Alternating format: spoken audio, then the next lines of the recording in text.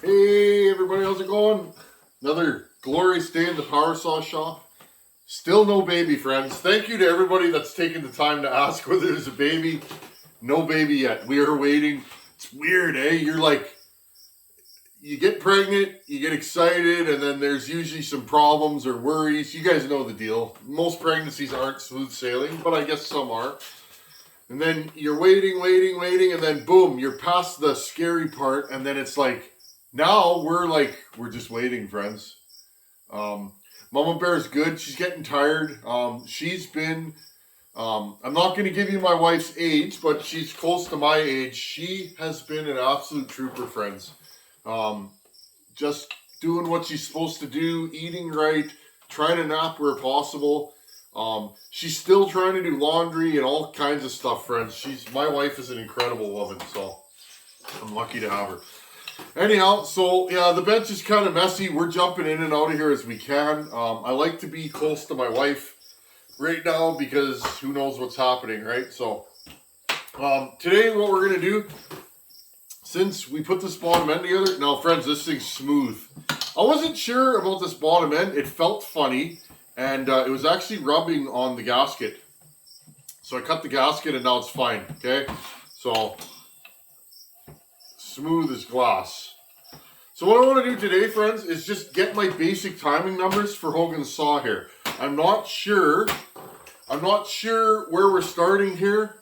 I remember timing Adam Winshittle's saw. I want to kind of see where we're at here, friends. So I'm going to grab my Hyway piston. Now this wrist pin is nice and smooth. Goes in and out. I like these Hyway kits, friends. I really do. They're, I know some people poo-poo all aftermarket, but I really think that these are quality. Okay, let's get this thing set up. I'll put the timing wheel on it. We'll get it zeroed.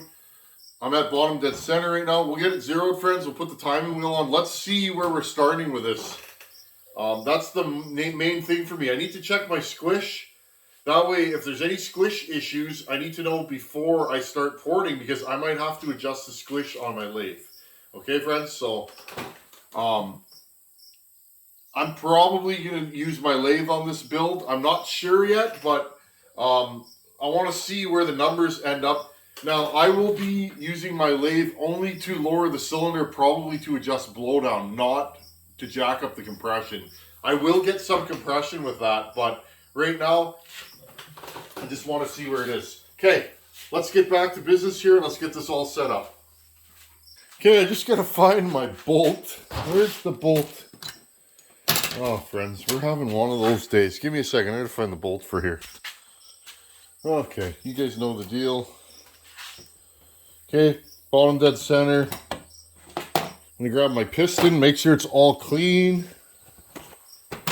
Okay, wipe it down, arrow facing exhaust, which is this way.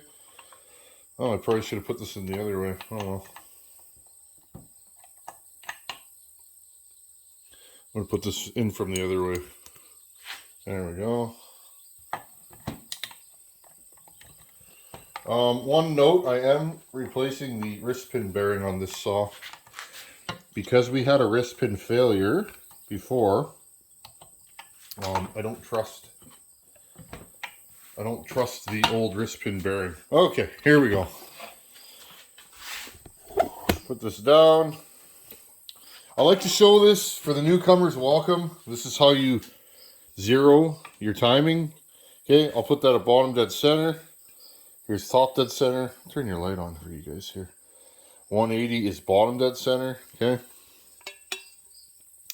Now I'm going to do it on the clutch side. You guys ask me a lot. I gotta grab the other timing wheel.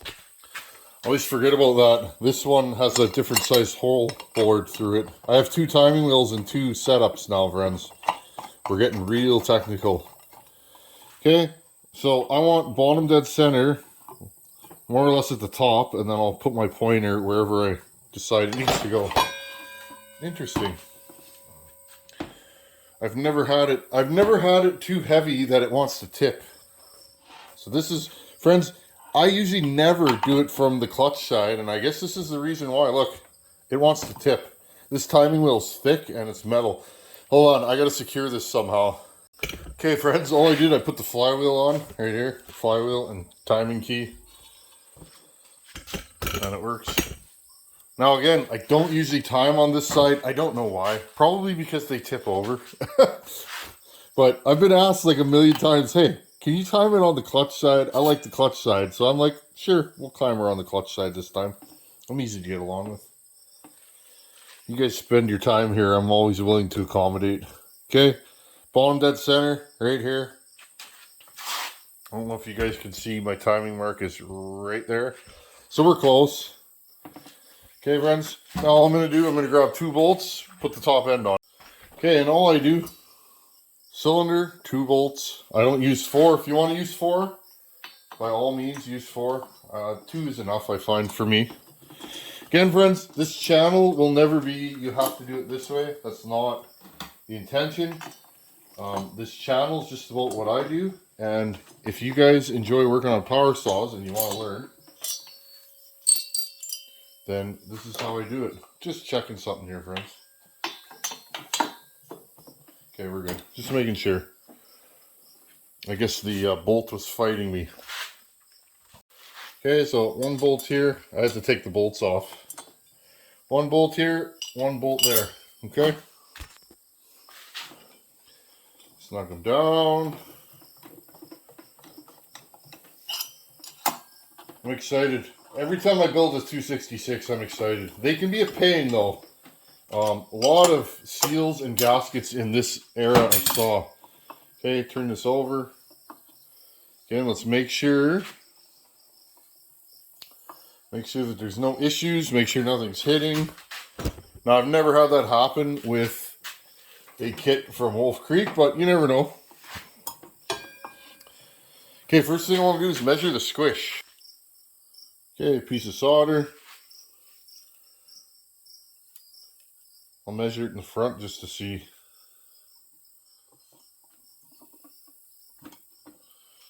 There we go. Oh, she's tight.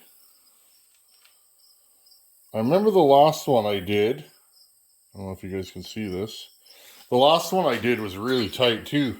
With Adam Winshill's saw, and I believe we had to run a base gasket, but our squish wasn't sloppy in that one. 8 thousandths. So yeah, friends, we're definitely gonna have to correct that. 6 thousandths. Yeah, she's tight. She's real tight. Let's check into one more spot just to make sure we don't got anything funky going on. Okay, we'll check it in the back here. Just through here. There we go. So we were 6 on the front. 10. There we go. So yeah, we're equal. We're 5.5, 5 on both sides. So that's good. That means this cylinder is only like half it's like half a thousandths out. And again, I don't have it torqued down, so it's bang on. So, okay, so we got that going. Next thing I want to do here is, let's zero this thing. Okay, we got our piston stop in, our pointer. Just want to make sure it stops in the same place. I'm going to turn the light off here. There you go. So we're at about 65. There's always a perspective difference. Okay, 65. And 64.5. So all I'm going to do, friends, is bend this about 1/2 degree. Okay. So it's right in between 64, 64, and 65. I like showing you guys this stuff because this will get you started. Okay, timing numbers and moves, that's the things that you guys are going to have to pick up over time, but this is the stuff you got to know. Okay, so there you go. We are zeroed. Let's get everything else set up. Let's find our basic timing numbers. That way I know where I'm starting. Okay, friends, here's your exhaust port. Right there. There you go.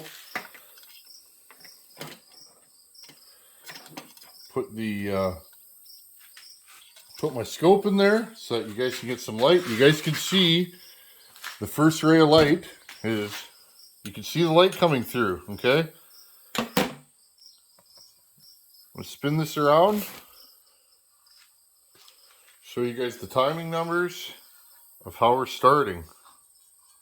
And then we can discuss what you can do to get more power out of your saw. Okay, right about, I'm going to turn the lights off, friends. I usually do that. There we go. Okay, so you guys can see it's the exhaust port opening, closing. This thing is not happy right now. Let's move it over. Okay, open, close, open, close. So what you want to do is you want to look for just when it's opening. Now this one's opening funny. It's opening right at the tip of the, or right at the entrance of the exhaust port. Okay. What do we got here? We have, turn this back over. Top dead center. Just going to confirm with my eye here. What do we have here, friends? So this saw, this cylinder is opening at, and I'll show you guys. Okay, so top dead center is here. We travel past top dead center. And look, friends, 102 after top dead center. 102, 103. That's where these tend to open. I like that. Actually, the last one I did with Adam Winchell saw, what was that at, friends? 99? So, kind of interesting. That one, actually, that one was at 99 with a base gasket. So, 102, 99, 3 degrees. That's probably about right. So, these top ends seem to be fairly consistent. Okay, so do that 3 times. Open, close. Top dead center's there. I'll call where it should open. You guys confirm. 102, okay? 102.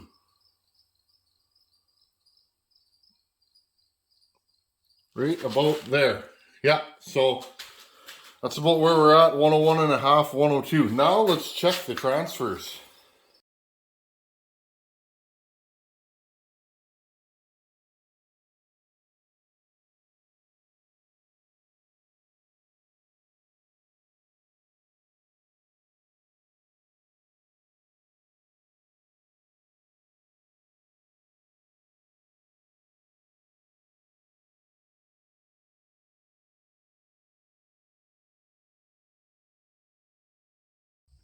Okay, and as you guys can see, they open at 120 degrees after top dead center.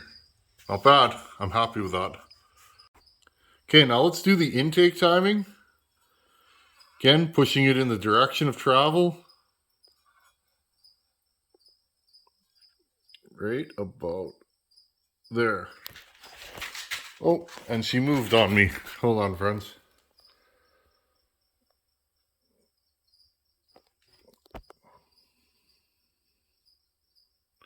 Right about there. Now the question is, can I get it to stay? Okay, I'm going to have to read it off camera because I can't actually see. I know where these usually time, but we'll see. Okay, so it opens right there.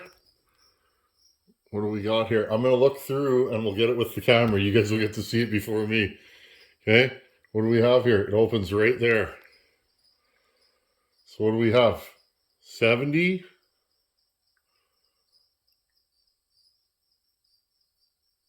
Right there. 70 opens and it closes at right there. Okay. Opens there. 70 and closes at 69. No, at 70. Okay, so there you go, friends. We have 140 degrees of intake duration. 70 versus 70, or 70 plus 70 rather, is 140 degrees. Okay, think about that. People ask me that all the time. It's like, count top dead center, so that's 70 degrees there, and it opens 70 degrees. Okay, before top dead center, and it closes 70 degrees after top dead center. 70 and 70 is 140. Let's write all this down and talk about it. We can also compare it to Adam Windshittle's saw, his 268, which had a 52 millimeter big bore on it. And we can see, is it the same, different? What are we working with? Okay, so here's a look at the 268 giveaway saw that I did for Adam Windschittle. It opened at 103 with a base gasket. Our cylinder we're working on right now opens at 102 without a base gasket. 119 on the transfers on Adam's saw, 120 on this saw. So the transfers open a little bit later. The exhaust opens a little bit sooner. And the intake was at 73. This one's only at 70. So quite a bit of difference. The difference could be just simply the deck height, okay? Because the relation between the exhaust and the transfers is exactly the same. It's 20 degrees in both top ends. Intake's a little bit different. The deck height may have been lower on the 268. If it was lower, all right, if it was lower, the exhaust would open lower, etc., etc. So that could be the difference. So that, just to show you guys, it's good to keep records. That saw I built for Adam runs pretty good. It's not an orangutan, but it's just a good work saw. So I take a lot of notes on everything I build. That way I know you can go back 5 years and say, was that saw good?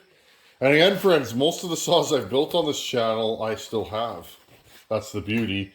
Or Buckin has, or etc. So I can get feedback anytime I want. So there you guys go. And that one had 22 thou Squish with a base gasket. So the Squish was tight on that one too. Is that the same as this one? Okay, friends. Well, that gets me started. So I got 102, 120 on the transfers. So that's 18 degrees of blowdown. My intake's at 70. Now, what does that all mean? Well, a 102 exhaust roof on a saw like this isn't too bad. That's not terrible. 18 degrees of blowdown. Now again, we could argue till we're blue in the face, friends. I don't do short blowdown. I'm not into short blowdown saws. I like long blowdown. Longer the better. Don't be afraid of long blowdown. Try it at least. I find long blowdown saws, they have more pull in the cut. You know, when you're running a 32-inch bar and it's buried, you need all that fuel that you can get. To me, long blowdown gives the exhaust more time. Okay, so that's my thoughts on it. I've done both, friends. That's the thing. I don't talk about anything I haven't done. I've done machine work. I've done, you know, pop-ups, flat tops. I've taken the intake timing off the piston skirt. You guys name it, right? I've done it. When it comes to saws, timing advance, no timing advance, I just speak from my experience. Your experience might be different, but to me, I want more blowdown. So that's something we're gonna have to work on. The only way to really correct that is to cut the base of the cylinder. So remember that. If you have long blowdown, or if you don't want to raise your exhaust roof sky high and you have short blowdown, you're gonna have to drop the cylinder. Now, what is the factors there to whether you can drop the cylinder? Well, Squish, right? If you want to drop the cylinder and your Squish is too tight, you're going to have to also drop the crown of the piston, with usually by doing a pop-up, or you're going to have to cut your combustion chamber. That can be involved work. So if you don't have a lathe, there are ways to do it without a lathe, but if you don't have a lathe, you're going to have to get ingenious in how you're going to cut the Squish band or how you're going to do a pop-up, okay? Also, intake timing. If you're going to run heavy intake timing, your saw might spit back. Now, there are ways to get around that. We might have to do a separate video on that, but there are ways to get back some crankcase capacity if you're overfilling your crankcase, meaning it wants to spit back. Okay, friends, so keep all these things in mind. More is not always better, okay? Sometimes less is more on these saws or any two-stroke engine. Anyhow, friends, that's where I'm starting. Now I'll do some ponder work. I'll do a little bit of math and decide what I'm going to do and go from there. We also have to address a few things. The mounts on this saw, they have been replaced. This saw's a little squishy, so I'm going to see if I can do something with that. And then we'll get to porting. So I'm pretty excited, friends. I saw a few moves that Harvey does, and because Hogan and Bucket both really like this saw, I'm going to try and use my moves and Harvey's moves and put them together and make one saw out of it. So hopefully that'll work. If not, we'll have to start over again. We'll see. If it turns into a lackluster saw, at least I know and I tried, right? So anyhow, friends, as always, thanks for watching. Take her easy. Later. And if we have a baby, friends, I'll probably post something in the community page. Later.